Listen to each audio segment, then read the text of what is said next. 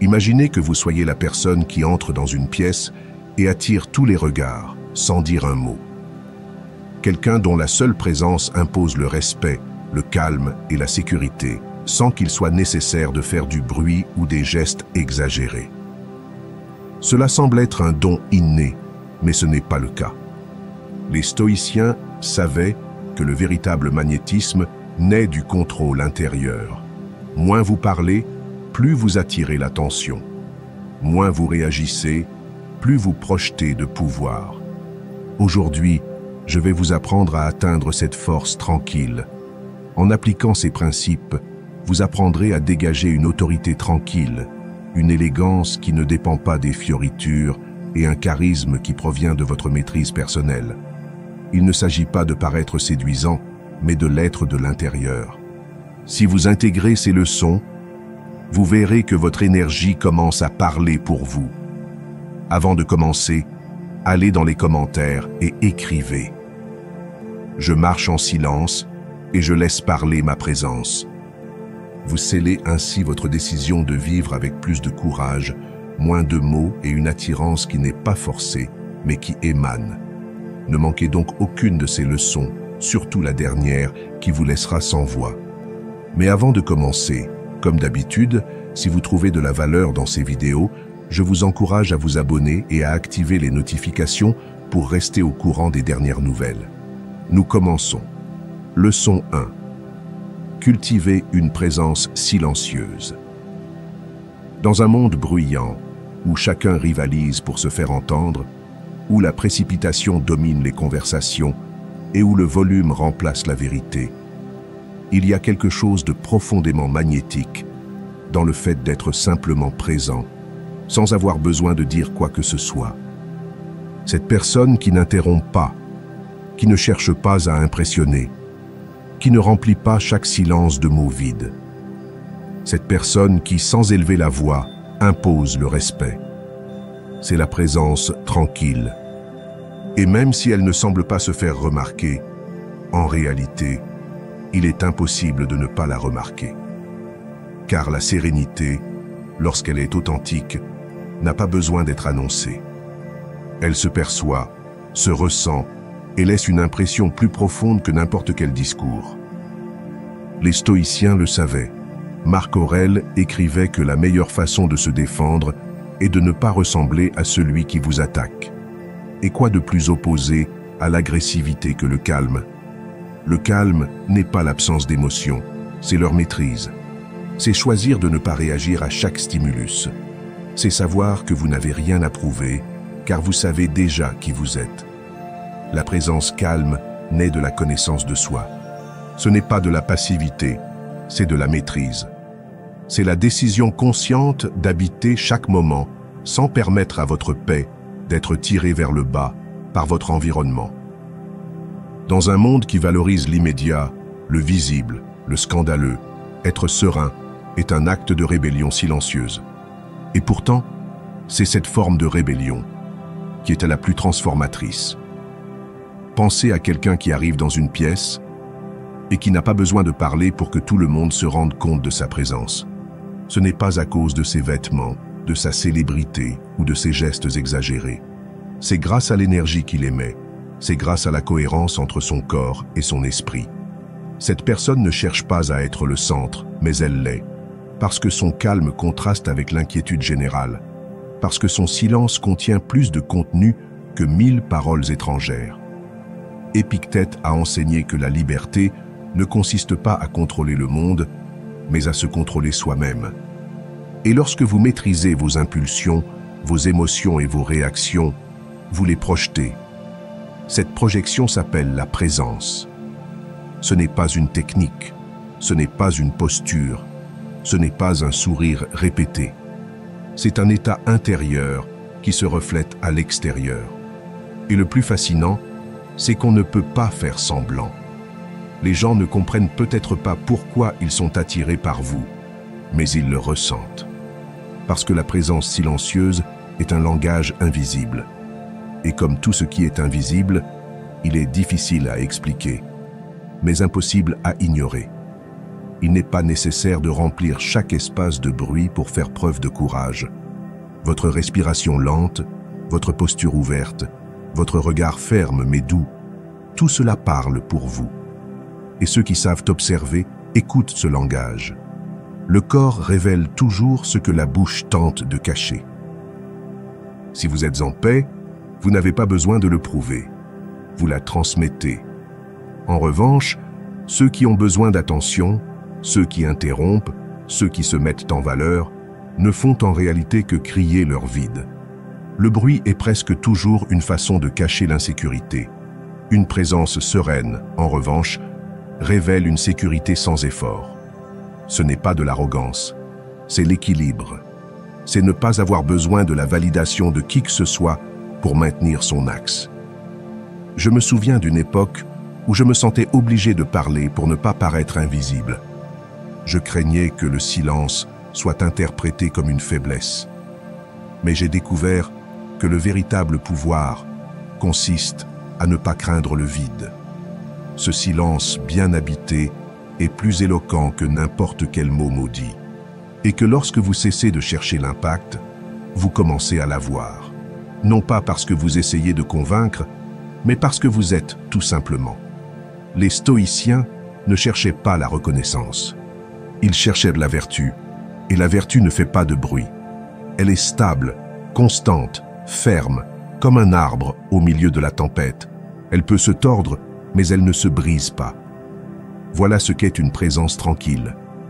Elle permet d'être sans envahir, de parler sans imposer, de vivre sans demander de l'attention. Lorsque vous apprenez à cultiver cette énergie, vous découvrez qu'il n'est pas nécessaire de faire de grands gestes pour marquer les esprits. La simple façon dont vous êtes déjà transforme l'environnement. Et cela, à notre époque, est un acte profondément révolutionnaire. La prochaine fois que vous ressentirez le besoin de parler pour combler le silence, demandez-vous si votre calme ne serait pas plus puissant que vos paroles. Parce qu'il y a des batailles qui se gagnent sans bouger. Parce qu'il y a des messages qui ne sont compris que lorsqu'ils sont transmis dans la paix. Et parce que parfois, ce qui résonne le plus est ce qui n'est pas dit. Si cette réflexion a résonné en vous, lisez les commentaires et écrivez « Mon calme est ma présence ». Vous réaffirmerez ainsi votre décision d'avoir un impact à partir de la sérénité. Parce que le monde n'a pas besoin de plus de bruit. Il a besoin de plus de vérité dans le silence. Deuxième leçon. Soyez sélectif dans vos propos. À une époque où tout le monde semble avoir quelque chose à dire, où chaque seconde est remplie d'opinions, de conseils et de jugements sans pause, il existe une vertu presque oubliée, la prudence verbale. Il ne s'agit pas de se taire par peur, ni de refouler ce que l'on pense, mais de comprendre que chaque mot ne mérite pas d'être dit, que le silence n'est pas toujours vide, et que parler avec intention est un signe de sagesse. Les stoïciens l'ont compris comme peu d'autres. Pour eux, la parole devait être utile, mesurée et nécessaire. Marc Aurèle a écrit que l'on ne doit parler que lorsque ce que l'on a à dire a plus de valeur que le silence. Non pas parce que le silence est confortable, mais parce qu'il est parfois plus vrai. Apprendre à être sélectif dans ce que l'on dit n'est pas un acte de censure, mais de respect pour soi-même, pour les autres et pour le moment. Parce qu'il y a des idées qui ne mûrissent que lorsqu'on leur donne de l'espace, parce qu'il y a des émotions qui ont besoin d'être respirées avant d'être prononcées, et parce que, dans bien des cas, ce qui n'est pas dit a plus de pouvoir que ce qui est crié. Nous vivons dans une culture qui récompense l'immédiateté, la rapidité de réaction, la présence constante, mais parler sur un coup de tête conduit presque toujours à des erreurs. Dire la première chose qui vous passe par la tête peut être honnête, certes, mais aussi maladroit, inutile, voire destructeur. Être sélectif avec ses mots, c'est prendre la responsabilité de ce que l'on génère avec. Il ne s'agit pas de parler moins pour le plaisir de parler moins, mais de parler mieux. De choisir ses interventions avec sagesse et non avec anxiété. De comprendre que les mots ne sont pas seulement des sons, mais aussi des graines. Certains sèment la paix, d'autres le conflit, certains construisent, d'autres détruisent, sans que l'on s'en rende compte. Il y a de la force dans la pause avant de parler, dans ce bref moment où l'on décide si ce que l'on va dire contribue ou simplement apaise son ego. C'est dans cette réflexion consciente que naît le mot qui transforme. Épictète disait que nous avons 2 oreilles et une seule bouche pour une bonne raison. Écoutez 2 fois plus que l'on parle. La plupart des gens parlent sans avoir bien compris, répondent avant d'observer, donnent leur avis sans l'avoir demandé, mais ceux qui pratiquent l'observation attentive, ceux qui prennent le temps de comprendre avant d'intervenir, non seulement communiquent mieux, mais ont aussi de meilleures relations avec le monde. J'ai vu que certaines des personnes les plus sages que j'ai rencontrées sont aussi les plus silencieuses, non pas parce qu'elles n'ont rien à dire, mais parce qu'elles ne ressentent pas l'urgence de le montrer. Et lorsqu'elles parlent, tout le monde les écoute. Parce que l'on sait que si elles ont décidé de parler, c'est pour une raison, leurs mots sont rares et ont donc du poids, alors que ceux qui parlent tout le temps deviennent du bruit, leurs mots perdent de la valeur, comme une pièce de monnaie que l'on imprime sans contrôle. Ce que vous dites est peut-être vrai, mais plus personne ne vous écoute. Ce n'est pas la quantité de mots qui persuade, mais leur qualité. Votre crédibilité se construit sur le silence entre vos phrases, sur votre capacité à attendre le bon moment pour dire ce qui compte. Je me souviens de conversations où j'ai regretté de ne pas m'être tu, d'opinions lancées en l'air par simple envie de combler un vide, de commentaires qui n'avaient pas lieu d'être et qui n'ont laissé que tension ou confusion. Mais je me souviens aussi des moments où j'ai choisi de me taire, d'observer et de comprendre. Et ces moments m'ont apporté une clarté qu'aucune parole hâtive n'aurait pu atteindre. La parole qui attend le bon moment est plus précise et souvent plus compatissante. Sénèque avait prévenu que rien ne révèle plus la qualité d'un homme que sa façon de parler, et il ne faisait pas référence au vocabulaire ou à l'éloquence, mais à l'intention. Vous parlez pour contribuer ou pour souligner, pour construire ou pour décharger, par calme ou par réaction. La prochaine fois que vous aurez envie de donner votre avis, d'interrompre, de remplir l'espace de votre voix, faites une pause. Demandez-vous si cela mérite d'être dit maintenant, par moi, de cette manière. Si la réponse n'est pas claire, attendez. Votre silence est aussi un moyen de communication, et il est souvent synonyme de respect, d'intelligence et de sécurité. Celui qui parle peu, mais avec intention, devient inoubliable. Si ce que vous avez lu a résonné en vous, prenez un moment de réflexion avant d'écrire.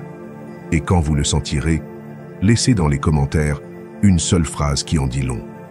Je choisis mes mots avec intention. C'est ainsi que vous commencerez à parler moins, mais mieux. Car parfois, le véritable pouvoir réside dans ce que vous choisissez de ne pas dire. Leçon 3. Travaillez sur vous, pas sur l'approbation. Il y a une force sereine et imbattable chez celui qui a cessé de vivre pour plaire. Il y a une beauté silencieuse chez quelqu'un qui n'a pas besoin de se montrer pour se sentir utile. Car c'est en cessant de rechercher l'approbation que l'on commence à construire sa véritable identité. Vous ne guettez plus les applaudissements et n'adaptez plus vos décisions au jugement extérieur. Vous faites simplement ce que vous savez devoir faire, même si personne ne le voit. Parce que vous comprenez que l'important n'est pas d'être regardé, mais d'être capable de se regarder avec respect. Travailler sur soi n'est pas de l'égoïsme, c'est de la responsabilité. C'est comprendre que la seule validation dont vous avez besoin est celle que vous vous donnez en respectant vos propres principes. Vous ne vous définissez pas en fonction de l'acceptation sociale, des goûts ou de la reconnaissance des autres. Vous vous définissez par votre capacité à tenir bon lorsque personne ne vous applaudit, à maintenir le cap lorsque personne ne vous regarde. Les stoïciens étaient clairs. La vertu n'a pas besoin de témoins. Marc Aurèle a écrit que l'âme reste invincible si elle ne s'abandonne pas aux éléments extérieurs, et cela inclut l'opinion des autres. La véritable attractivité ne repose pas sur des stratégies pour plaire, ni sur la manipulation de la perception des autres. Elle vient de l'authenticité, de celui qui n'a rien à prouver, parce qu'il a déjà fait ses preuves. de ceux qui ne cherchent pas à être vus, mais qui, lorsqu'ils apparaissent, sont remarqués. Parce que son énergie n'est pas une façade, elle est le reflet d'un travail intérieur. Nous vivons une époque obsédée par l'image, par le fait de montrer des réalisations, des corps, des moments, des discours. Mais ce qui inspire vraiment n'est pas ce que vous affichez, mais ce que vous cultivez en silence. Votre discipline parle plus fort que vos mots. Vos habitudes racontent votre histoire sans qu'il soit nécessaire de l'embellir. Et vous n'y parviendrez que lorsque vous cesserez d'agir pour être approuvé et que vous commencerez à agir pour être cohérent. L'approbation crée une dépendance. Elle est confortable. Elle vous donne le sentiment d'être accepté, mais elle vous rend également dépendant. Et tôt ou tard, vous sacrifiez des parties de vous-même pour maintenir cette acceptation. Vous taisez ce que vous pensez. Vous faites ce que vous ne voulez pas. Vous montrez ce que vous n'êtes pas. Jusqu'au jour où vous vous rendez compte que vous avez gagné des applaudissements, mais que vous avez perdu votre voix. Épictète a enseigné que la liberté consiste à désirer ce qui dépend de vous, et que l'approbation ne dépend pas de vous. Vous pouvez faire tout ce qu'il faut, et être jugé malgré tout. Vous pouvez donner le meilleur de vous-même, et ne pas être apprécié. C'est pourquoi la recherche de validation est un effort sans garantie, mais le respect de soi est entre vos mains. Que se passe-t-il lorsque vous donnez la priorité à votre discipline plutôt qu'à votre promotion? Lorsque, au lieu de parler de vos objectifs, vous les atteignez tout simplement. Quand on ne fait pas les choses pour être regardé, mais parce qu'elles nous font grandir. On devient alors respectable, même si personne ne nous le dit. Car le respect n'est pas toujours visible, mais il se sent, et surtout, on le sent. Sénèque disait qu'il n'est pas libre celui qui dépend de ce que pensent les autres. Si votre valeur augmente et diminue en fonction de l'opinion des autres, vous ne serez jamais stable. Vous cédez votre paix à celui qui ne vit même pas votre vie.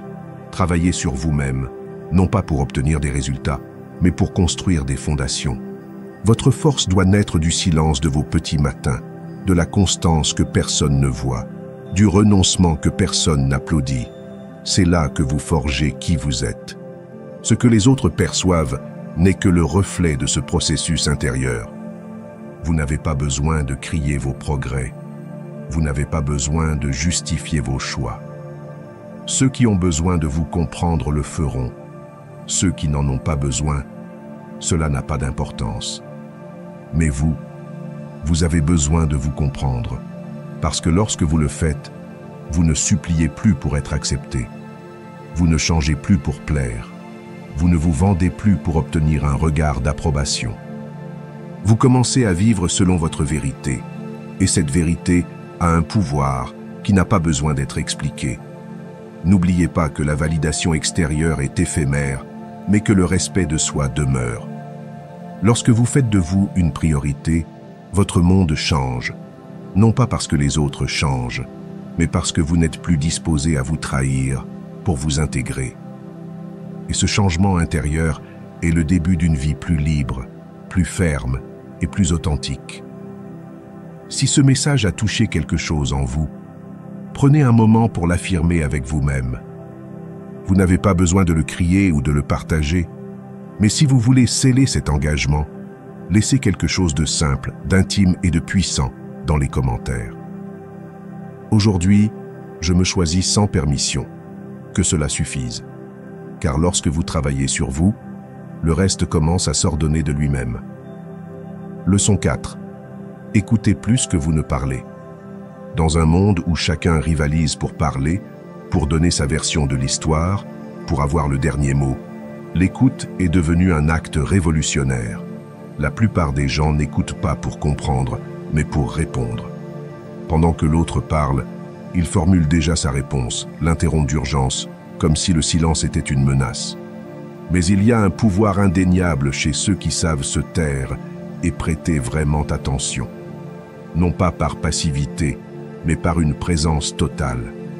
Écouter plus que parler ne vous rend pas moins influent, mais plus sage.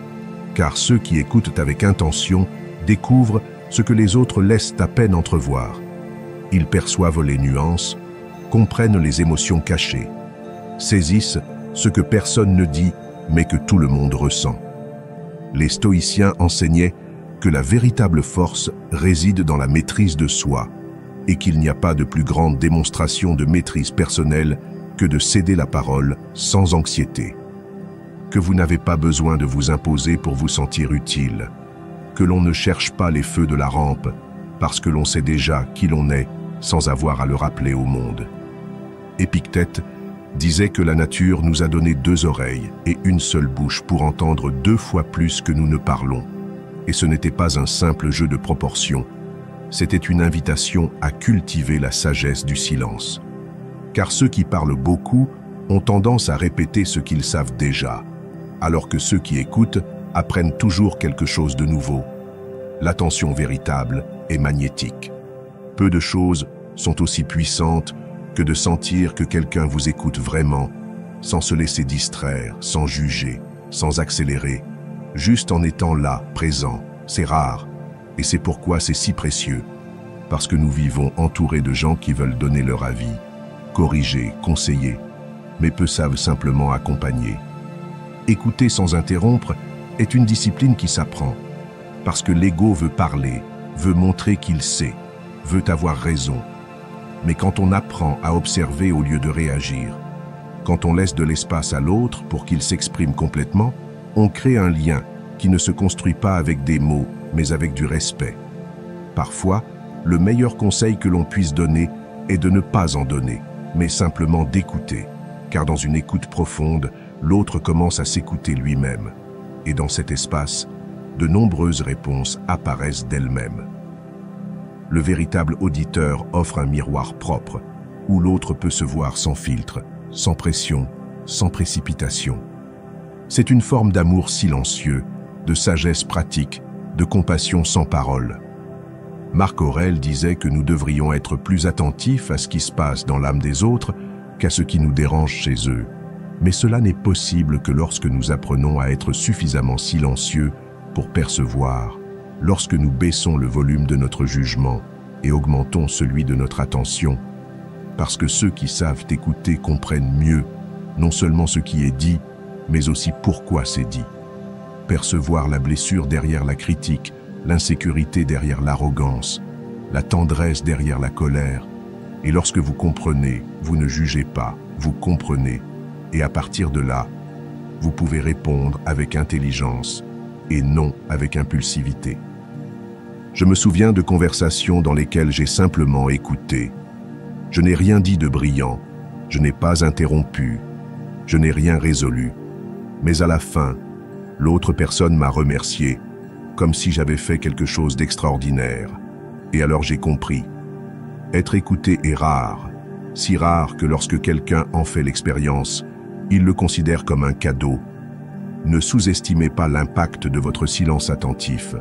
Ne pensez pas qu'en ne parlant pas, vous ne contribuez pas. Parfois, votre silence crée plus de clarté que 1000 mots, parce que dans l'espace que vous laissez, l'autre personne peut se retrouver, et vous aussi. Les stoïciens nous ont rappelé que celui qui maîtrise sa langue maîtrise son âme.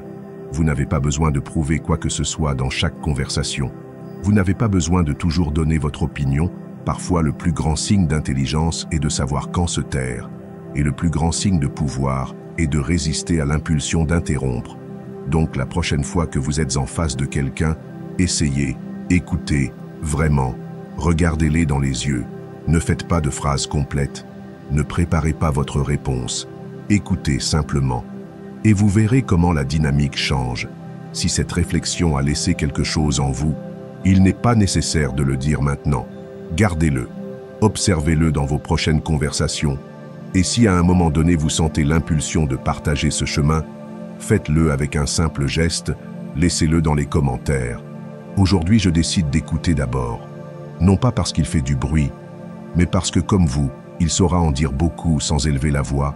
Leçon 5. Prenez soin de votre langage corporel.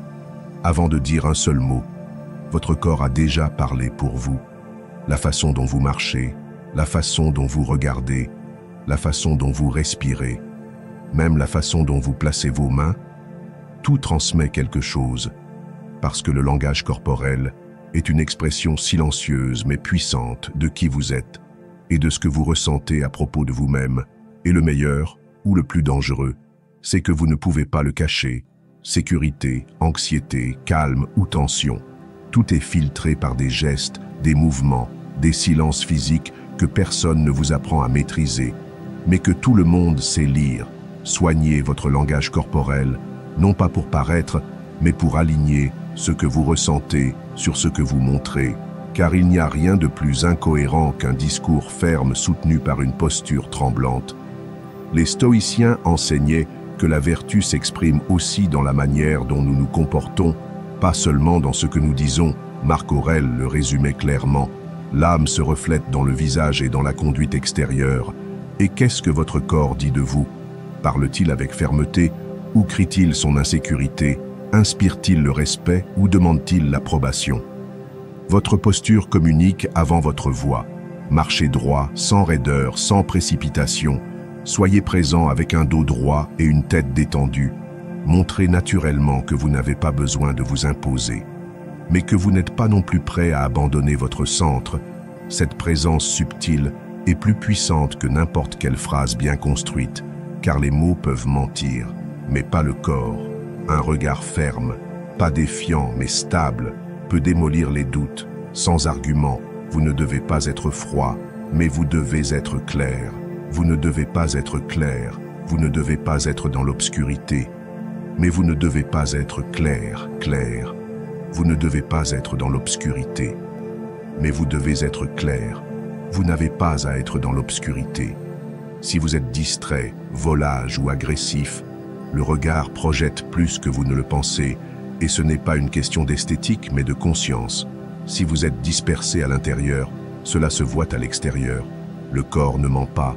Les gestes anxieux comme se toucher le visage, croiser les bras avec tension ou bouger les jambes sans contrôle, révèlent que vous n'êtes pas en paix, qu'il y a un bruit intérieur, que quelque chose en vous cherche encore l'approbation, l'acceptation ou tout simplement une porte de sortie.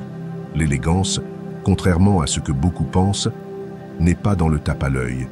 Elle est dans les détails subtils, dans la façon de hocher la tête calmement, dans la façon d'écouter sans trop bouger, dans la pause avant de parler, dans la façon de fermer une porte, de saluer, de dire au revoir. Tout cela laisse une marque, parce que la présence n'est pas une question de volume, mais de maîtrise. Épictète a enseigné que nous ne pouvons pas contrôler ce que les autres pensent de nous, mais nous pouvons décider comment nous agissons. Et le corps fait partie de cette action. Un corps contenu transmet le contrôle de soi. Un corps présent transmet la clarté. Vous n'avez pas à faire semblant. Vous devez vous observer, vous demander, ce que mon corps projette est aligné avec ce que je pense et ressens. Si la réponse est non, ne forcez pas. Ajustez de l'intérieur. Travaillez sur votre respiration, sur votre posture, sur votre intention. Parce qu'il n'y a pas de langage corporel fort sans un esprit clair. Parfois nous pensons que nous avons besoin d'être éloquents pour influencer. J'ai vu des gens entrer dans une pièce sans parler et se faire remarquer malgré tout, non pas à cause de leurs vêtements ou de leur beauté, mais à cause du calme qu'ils transmettaient lorsqu'ils bougeaient. Leur corps était en paix et c'était plus éloquent que n'importe quel discours. J'ai aussi vu le contraire, des discours puissants, gâchés par un corps nerveux, par un geste déplacé, par un rire forcé. Il ne suffit pas d'avoir de bonnes idées, il faut les incarner. Les gens se souviennent de ce que vous leur avez fait ressentir, et ce qui est le plus ressenti n'est pas ce que vous dites, mais ce que votre corps dit pendant que vous parlez. La maîtrise personnelle commence dans le corps. Vous n'avez pas besoin de bouger beaucoup pour communiquer. En fait, moins vous exagérez vos gestes, plus vous générez de l'attention, moins vous vous expliquez avec votre corps, plus vous projetez de la clarté. Il ne s'agit pas d'avoir l'air parfait, mais de montrer de la présence, d'être là, d'être entier, et c'est entraîné. Observez-vous aujourd'hui, sans vous juger, mais avec honnêteté. Si cette réflexion vous a fait réfléchir, vous n'avez pas besoin de le dire à haute voix. Il suffit que vous commenciez à habiter votre corps avec plus de conscience. Mais si vous voulez vous rappeler que votre corps communique aussi qui vous êtes, laissez dans les commentaires cette phrase. Mon corps projette ma présence. Écrivez-la seulement si vous êtes prêt à vivre avec plus d'intention, même quand vous ne parlez pas. Leçon 6. N'expliquez pas votre valeur, montrez-la. Il y a une énorme différence entre ceux qui cherchent à être appréciés et ceux qui savent déjà ce qu'ils valent. Les premiers ont besoin d'expliquer, de convaincre, de justifier leurs actions. Les seconds agissent simplement, non pas parce qu'ils se moquent de ce que les autres pensent, mais parce qu'ils ont compris que la vraie valeur n'est pas criée, elle est démontrée, et dans ce silence conscient, il y a une force qui ne peut pas être imitée. N'expliquez pas votre valeur, montrez-la, parce que chaque fois que vous ressentez le besoin de vous justifier, de donner des raisons à vos choix, de convaincre les autres de votre intention, vous abandonnez votre pouvoir, vous dites sans le savoir que leur approbation définit votre fermeté et que plus que la faiblesse, c'est l'oubli. L'oubli de votre essence, de votre chemin, de votre vérité. Les stoïciens l'avaient bien compris. Sénèque disait que celui qui a la conscience tranquille n'a pas besoin de défense, parce que la défense verbale naît souvent de l'insécurité. La cohérence a son propre langage, et ce langage s'exprime dans les actes, pas dans les discours, pas dans les explications interminables, pas dans les excuses enjolivées. Il s'exprime dans votre présence quotidienne, dans votre discipline soutenue, dans votre façon de faire ce qui est juste même quand personne ne regarde. Celui qui agit avec vertu n'a pas besoin de le proclamer, parce qu'un silence ferme est plus éloquent que n'importe quelle justification. Nous vivons dans une société accro à l'explication. Nous sentons que nous devons justifier nos décisions, nos absences, nos priorités. Mais celui qui sait ce qu'il vaut ne demande pas à être compris. Il n'attend pas que tout le monde le comprenne. Et lorsqu'il parle, il ne le fait pas pour plaire, mais pour être clair. Se justifier tout le temps est une usure inutile. Trop expliquer, c'est douter de soi, c'est agir, comme si votre vérité avait besoin d'une campagne de relations publiques pour être valable. Mais la vraie valeur n'est pas basée sur le fait de convaincre les autres. Avez-vous remarqué que les personnes les plus affirmées ne s'expliquent presque jamais? Elles le font tout simplement. Leur constance, leur attitude, leur présence en disent long. Elles ne cherchent pas d'excuses, ni de discours, ni d'approbation. Et curieusement, ce sont elles qui suscitent le plus de respect, non pas pour ce qu'elles disent, mais pour ce qu'elles reflètent. Épictète a enseigné que votre devoir n'est pas de plaire aux autres, mais d'être fidèle à la nature de votre âme. Si vous êtes en paix avec ce que vous faites, vous n'avez pas besoin de vous défendre, votre sérénité sera votre argument. Votre cohérence sera votre défense. Il y a une élégance indéniable chez ceux qui n'entrent pas dans des discussions pour protéger leur image, chez ceux qui ne gaspillent pas d'énergie à expliquer chaque étape, parce qu'ils savent que le temps met toujours chaque chose à sa place, et que ceux qui ont besoin d'explications pour vous estimer ont probablement déjà décidé de ne pas le faire. Le respect ne se négocie pas. Il se projette et vous le projetez lorsque vous êtes prêt à avancer sans attendre d'applaudissements. Lorsque votre engagement envers vous-même est plus fort que votre besoin d'être compris. La prochaine fois que vous ressentirez le besoin de vous justifier, respirez.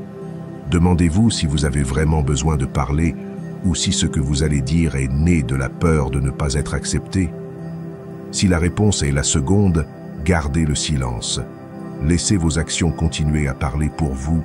N'expliquez pas votre valeur. Construisez-la chaque jour. Laissez-la transparaître dans votre travail, dans votre attitude, dans votre façon de répondre aux critiques, sans perdre votre centre. Marc Aurèle a écrit qu'une âme ferme ne se préoccupe pas de l'opinion d'autrui. Si cette réflexion a résonné en vous, il n'est pas nécessaire de la partager avec tout le monde. Assurez-vous simplement de vous en souvenir la prochaine fois que quelqu'un vous demandera des explications qui ne méritent pas votre énergie. Et si vous voulez sceller ce principe avec une intention claire, laissez-le dans les commentaires. Je le montre, je ne l'explique pas. Que ce soit votre façon de vous rappeler que votre valeur est affirmée dans chaque action, pas dans chaque mot. Leçon 7. Construire un véritable mystère. À une époque où tout est montré, raconté et partagé sans filtre, cultiver un véritable mystère est presque un acte de rébellion silencieuse. Nous vivons exposés, pressés de révéler chaque détail, chaque pensée, chaque émotion, comme si nous devions constamment nous justifier devant le monde. Mais l'âme n'a pas besoin d'être complètement exposée pour être authentique. Il y a de la force dans ce que l'on choisit de ne pas dire. Il y a de la beauté dans l'espace que vous choisissez de garder pour vous. Construire un véritable mystère, ce n'est pas faire semblant ou jouer à être inaccessible. C'est apprendre à doser, à ne pas tout donner immédiatement, à laisser les autres s'interroger, à s'intéresser, à explorer. Parce que lorsque vous vous révélez complètement dès le premier instant, il n'y a plus de chemin, il n'y a plus de découverte. Et ce qui n'est pas découvert n'est pas valorisé avec la même profondeur. Les stoïciens ont compris que la réserve n'est pas un obstacle à la connexion. Marc Aurèle parlait de maintenir la dignité dans ce que vous choisissez de ne pas montrer. Et cette dignité naît du choix conscient de protéger vos limites internes. Tout ne mérite pas d'être dit, tout ne doit pas être donné. Parce que le silence construit aussi la présence. Parce que le vide, lorsqu'il est bien placé, attire plus que le bruit. Être réservé n'est pas se cacher, c'est se protéger. C'est établir clairement où finit ce que vous offrez et où commence ce qui n'appartient qu'à vous. Lorsque vous êtes réservé avec intention, vous créez une tension subtile, une curiosité authentique. Vous permettez aux gens de vous approcher petit à petit, de découvrir à travers les couches, d'accéder. Et cela dans un monde de surexposition vous rend magnétique. Nous confondons souvent authenticité et désinhibition. Nous croyons que se montrer complètement est synonyme de vérité. Mais il ne s'agit pas de tout montrer, mais de montrer ce qui est essentiel au bon moment à la bonne personne.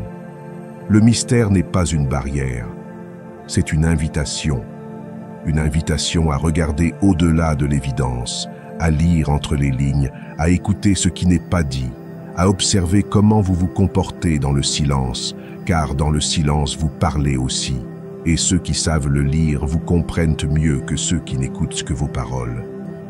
Épictète a enseigné que nous ne devrions pas mettre notre âme entre les mains de ceux qui n'ont pas encore montré qu'ils la méritaient. Cet enseignement s'applique également à la manière dont nous partageons notre histoire. Ce n'est pas de l'orgueil, c'est de la sagesse. Il ne s'agit pas de se méfier de tout le monde. Il s'agit d'abord de se faire confiance, de savoir que votre monde intérieur a une immense valeur et que l'ouvrir complètement au premier geste d'intérêt peut être plus un besoin d'approbation qu'un acte d'amour de soi. Il y a une élégance naturelle chez quelqu'un qui ne dit pas tout, chez quelqu'un qui répond avec une pause, chez quelqu'un qui laisse des questions sans réponse. Cette personne ne manipule pas, elle se préoccupe simplement. Je me souviens de conversations au cours desquelles un simple sourire, un regard qui ne s'explique pas, un silence fermement gardé, en disait bien plus long que n'importe quelle confession hâtive. Parce que l'attrait n'est pas toujours dans ce que vous racontez, mais dans ce que les autres sentent, qu'il y a encore à savoir. Lorsque vous gardez certaines parties en réserve, non pas comme une défense, mais comme un choix, vous donnez à votre histoire une dimension plus humaine, plus réelle, plus respectueuse de vous-même. Construire un véritable mystère, ce n'est pas s'éloigner, c'est s'approcher avec mesure. C'est montrer que vous avez des couches, qu'il y a de la profondeur, que tout n'est pas à portée de main. Dans ce geste, il y a de la puissance et du respect de soi. Si cette réflexion a résonné en vous, peut-être que vous n'avez pas besoin de dire quoi que ce soit maintenant. Peut-être que la chose la plus cohérente est simplement de rester avec, comme quelqu'un qui garde une clé et qui n'a pas encore décidé de la remettre. Mais si vous avez envie d'exprimer quelque chose dans ce même esprit, n'écrivez que le nécessaire. Une phrase qui laisse place à l'interprétation comme tout ce qui a de la valeur. Je garde les choses importantes. Que cela vous rappelle que le mystère n'est pas l'absence. C'est une forme plus raffinée de la présence. Leçon 8. Soyez cohérent dans ce que vous faites. Rien ne génère plus de confiance que quelqu'un qui est ce qu'il dit être, qui n'a pas besoin d'embellir ses intentions avec des discours, parce que ses actions ont déjà parlé pour lui. La cohérence n'est pas la perfection, c'est la constance. C'est aligner ce que vous pensez, ce que vous ressentez et ce que vous faites, même si personne ne vous regarde. Et lorsque vous y parvenez, non seulement vous inspirez, mais vous transmettez également une solidité qui ne vacille pas avec le temps ou avec les opinions des autres. Être cohérent dans ce que vous faites est peut-être l'une des formes les plus puissantes de respect de soi, car cela implique que vous ne trahissez pas vos principes pour le confort, par peur ou pour faire bonne figure. L'authenticité attire sans effort, elle n'a pas besoin d'explication, elle ne cherche pas à attirer l'attention, elle s'exprime simplement dans chaque geste, dans chaque décision quotidienne, dans la façon dont vous affrontez le facile et le difficile avec la même racine. Parce que lorsque vous êtes authentique, vous n'avez pas besoin de vous souvenir de ce que vous avez dit ou à qui vous l'avez dit. Les stoïciens ont compris que la vraie vertu ne se démontre pas en parlant, mais en vivant.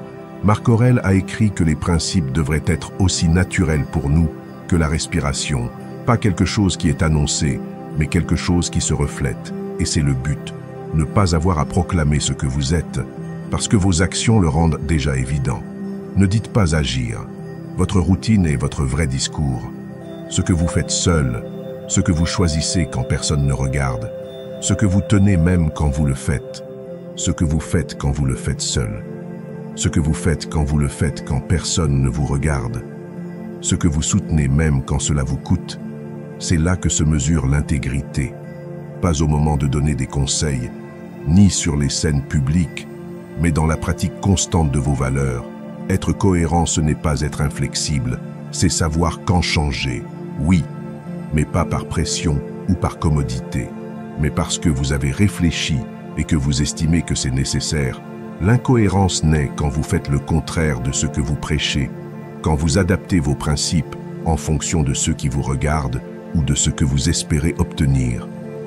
Les gens ne se souviennent peut-être pas de tout ce que vous avez dit, mais ils se souviennent de la manière dont vous vous êtes comporté. Et si vos paroles ne correspondent pas à la manière dont vous vivez, elles perdent progressivement de leur poids. Car ce qui construit une réputation, ce n'est pas le style, ni l'intensité, ni même le talent. C'est la répétition d'actes alignés sur ce à quoi vous dites tenir. Être prévisible dans ses valeurs, pas dans ses mots, signifie que les autres savent à quoi s'attendre de vous. Non pas parce que vous êtes prévisible comme un script ennuyeux, mais parce que votre boussole ne sait pas ce qu'elle doit attendre de vous. Épictète a enseigné que la maîtrise de soi n'est pas testée lorsque vous êtes à l'aise, mais lorsque vous êtes exposé à l'inconfort. Et c'est dans ces moments que vous révélez qui vous êtes vraiment, que vous restez fidèle à vos principes lorsque personne ne vous fait de compliments, que vous agissez avec intégrité même lorsqu'il n'y a pas de récompense, que vous êtes cohérent et que c'est là votre héritage, parce qu'en fin de compte, vous n'êtes pas ce que vous promettez, vous êtes ce que vous faites, vous n'êtes pas ce que vous rêvez, vous êtes ce que vous pratiquez.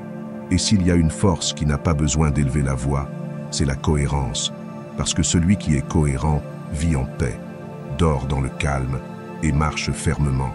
Si ce message a touché quelque chose en vous, vous n'avez pas besoin de l'applaudir. Observez-vous simplement. Passez en revue votre journée, votre agenda, vos petits choix. Et si vous voyez que vos valeurs ne se reflètent pas encore dans vos actions, commencez dès aujourd'hui. Et si vous décidez de laisser une trace au-delà du silence, écrivez cette phrase dans les commentaires. Vivez comme je pense, que ce ne soit pas juste un geste, mais un rappel silencieux, que chaque acte parle, et que la cohérence ne se dit pas, mais se démontre. Leçon 9, affronte les défis sans se vanter.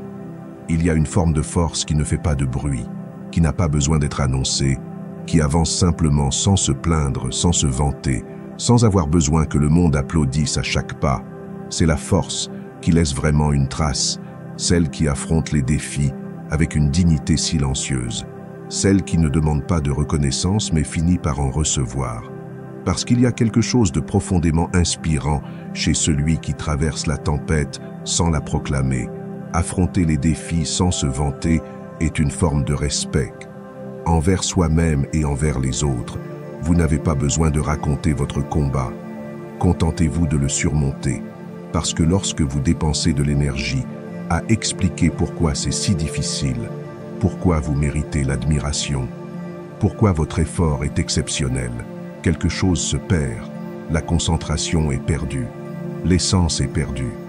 La force intérieure qui ne peut être cultivée que dans le silence est perdue.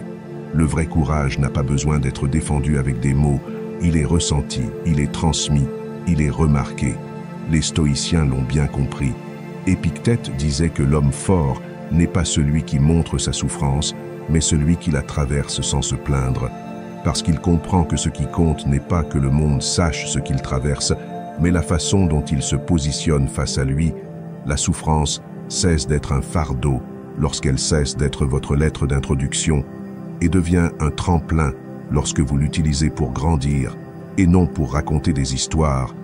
Le courage silencieux est plus admirable parce qu'il ne demande pas d'attention. Il est humble, mais ferme. Il est discret, mais implacable. Il n'a pas besoin d'être célébré parce qu'il trouve son sens dans l'acte même de résister, dans ceux qui, malgré tout, continuent, dans ceux qui, sans caméra, sans public, sans prix, restent fidèles à ce qu'ils ont choisi. Cette constance silencieuse suscite plus de respect que des milliers de discours.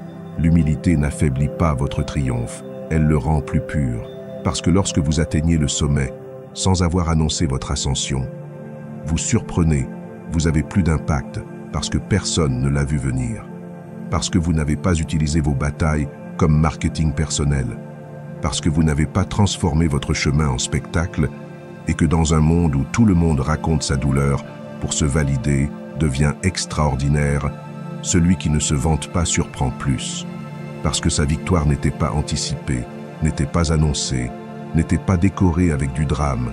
Les gens ne se souviennent pas avec autant de force de celui qui s'est vendu dès le début, mais de celui qui est simplement apparu transformé sans avoir rien dit. C'est la victoire la plus élégante, celle qui n'a pas besoin d'explication. Marc Aurèle a écrit que vous ne devriez pas chercher à ce que l'on se souvienne de vous pour vos mots, mais pour votre vertu. Et la vertu ne se crie pas, elle se pratique, elle s'incarne, elle s'exprime dans la façon dont vous décidez d'affronter la difficulté sans vous plaindre. La prochaine fois que vous traverserez une épreuve difficile, ne pensez pas à la façon de la raconter, mais plutôt à la façon de vous soutenir. Ne cherchez pas de validation extérieure, mais plutôt un dépassement intérieur, car chaque défi que vous affrontez en silence renforce votre caractère, et chaque victoire dont vous ne vous vantez pas en multiplie l'impact. Il ne s'agit pas de se taire par honte, il s'agit de se taire par maturité, de comprendre que tout ce que vous vivez n'a pas besoin d'être exposé, qu'il y a des luttes qui sont gagnées plus profondément lorsqu'elles sont affrontées en privé, parce que ce que le monde ne voit pas, vous le savez et c'est suffisant. Si cette réflexion vous a touché, peut-être n'avez-vous pas besoin de dire quoi que ce soit. Peut-être que le véritable acte est d'agir, de surmonter ce que vous vivez sans en faire une histoire pour la consommation externe, mais si vous voulez laisser une marque silencieuse, une forme discrète d'engagement, écrivez ceci. Ma victoire sera évidente, pas expliquée, pas une annonce mais un rappel que vous n'avez pas besoin de montrer votre processus, vous avez juste besoin de le suivre. Leçon 10. Entourez-vous de silence constructif. Nous vivons entourés de stimuli qui se disputent notre attention. De voix, de notifications, d'opinions, de distractions constantes. Tout est conçu pour remplir chaque seconde de bruit, comme si le silence était quelque chose à éviter à tout prix. La clarté, l'introspection, le véritable calme n'apparaissent que lorsque vous vous autorisez à éviter le silence. Non pas le silence passif, mais le silence constructif, celui qui n'est pas absence mais pleine présence, celui qui ne vous isole pas, mais vous reconnecte avec vous-même. Entourez-vous de silence constructif comme quelqu'un qui crée un refuge sacré. Non pas pour fuir le monde, mais pour l'affronter avec plus de force. Parce que si votre environnement est saturé de bruits inutiles, vos pensées le seront aussi. Et un esprit bruyant est un esprit dispersé incapable de voir clairement, de sentir profondément ou de décider fermement. Les stoïciens avaient compris la valeur du silence. Marc Aurèle consacrait chaque matin à écrire ses méditations, non pas pour publier, mais pour mieux penser, pour s'écouter, pour distinguer l'essentiel de l'accessoire. Cette habitude de créer des espaces quotidiens de réflexion n'était pas un luxe. S'éloigner du bruit extérieur n'implique pas toujours de déménager ou de se déconnecter du monde. Il suffit parfois de choisir avec intention, de choisir de ne pas consommer plus de contenu que ce que l'on peut digérer, de choisir avec qui l'on passe son temps, de choisir quand on a besoin d'être seul sans se sentir coupable. Parce qu'apprécier sa propre compagnie est l'un des signes les plus clairs de la maturité émotionnelle. Il n'est pas nécessaire de se valider par une présence constante. Il n'est pas nécessaire de se distraire pour se sentir en vie. Il suffit de s'asseoir avec soi-même et de s'écouter. Et lorsque vous apprenez à le faire, vous cessez d'avoir peur de ce qui est à l'intérieur. Le silence extérieur renforce le silence intérieur. Ce n'est pas une métaphore, c'est une réalité pratique. Lorsque vous apprenez à fermer la porte à l'excès de stimuli, votre esprit cesse de réagir et commence à traiter. Votre corps respire différemment. Vos décisions deviennent plus vôtres. Vous n'êtes plus entraîné par ce que tout le monde pense, par ce que vous devriez vouloir, par ce qui vous semble urgent. Épictète a enseigné que vous ne pouvez pas contrôler ce qui se passe à l'extérieur, mais que vous pouvez contrôler la façon dont vous vous positionnez face à cela. Et le silence constructif est précisément cela, un choix, une décision de ne pas vous laisser entraîner par le chaos. Une pratique qui vous prépare à répondre avec intention et non avec impulsion. Parce que ceux qui s'écoutent en silence parlent avec plus de sagesse, agissent avec plus de fermeté, vivent avec plus de paix. Vous n'avez pas besoin de transformer votre vie en une retraite. Il suffit de créer des moments de vraie pause, peut-être 10 minutes le matin sans regarder le téléphone, peut-être une promenade sans écouteurs, peut-être écrire sans but, juste pour vider l'esprit. De petits rituels qui ne cherchent pas la productivité, mais la présence. Et dans cette présence, quelque chose de puissant est en gestation. Un esprit plus clair, une émotion plus stable, une vie plus consciente. J'ai vu combien de personnes craignent le silence parce qu'elles pensent que c'est la solitude. Mais ce n'est pas la même chose. La solitude imposée vous déconnecte. Le silence choisi vous renforce. C'est là que vous traitez, que vous guérissez, que vous vous alignez. Parce que si vous êtes toujours entouré de bruit, vous ne saurez jamais ce que vous pensez vraiment, ou ce que vous ressentez, ou ce que vous voulez. Et c'est un prix très élevé à payer pour éviter l'inconfort du silence. Alors, entourez-vous de silence, non pas comme une évasion, mais comme une méthode, comme un espace de récupération, comme une partie de votre entraînement mental qui apprend à être bien dans le silence et rarement perdu dans le bruit. Si ce message a semé quelque chose en vous, vous n'avez pas besoin de courir pour le dire. Peut-être que la chose la plus cohérente à faire est d'éteindre l'extérieur pour un moment et de rester avec. Vous, mais si vous voulez laisser un signe, pas pour les autres, mais comme un engagement envers vous-même, écrivez dans les commentaires, cultivez le silence pour mieux m'écouter, que ce ne soit pas juste une autre phrase, que ce soit le début d'une nouvelle façon d'habiter votre monde intérieur. 11e leçon, laissez l'énergie faire le travail. Il y a quelque chose qui ne s'achète pas, qui ne s'imite pas, qui ne se force pas.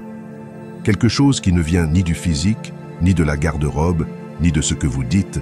C'est une énergie, une présence, un état intérieur qui se projette même quand vous êtes en silence. Il ne s'agit pas de charisme appris, ni de technique de séduction. C'est plus profond que cela. C'est ce qui se passe quand vous êtes tellement aligné avec vous-même, que votre simple façon d'être transmet quelque chose sans qu'il soit nécessaire de l'expliquer. Laissez l'énergie faire le travail, car lorsque votre attitude est authentique, vous n'avez pas besoin de le déclarer, vous le sentez. Et c'est bien plus puissant que n'importe quel discours.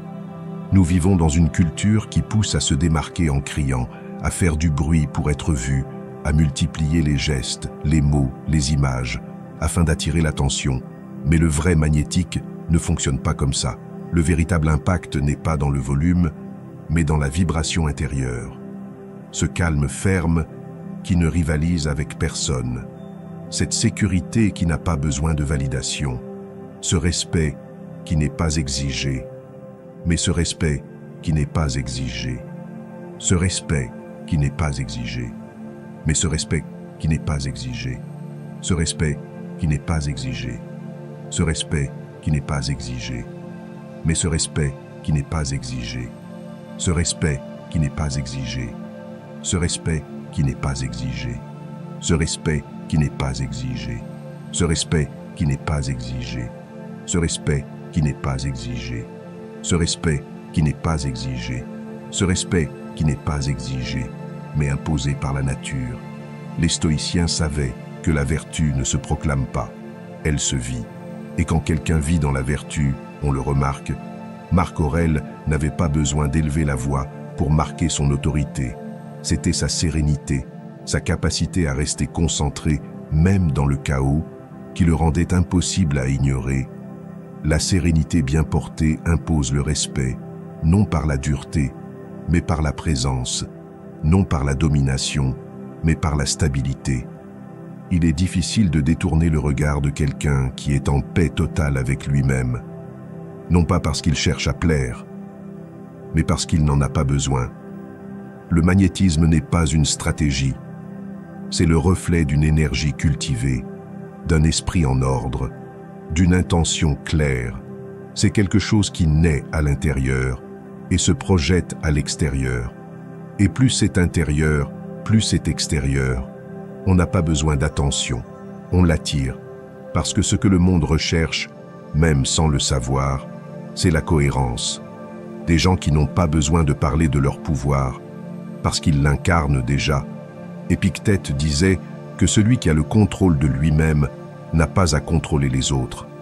Et cela se voit dans sa façon de marcher, de regarder, d'écouter, dans sa façon de ne pas être agité par l'extérieur, dans sa façon de garder son centre alors que tout le reste tourne.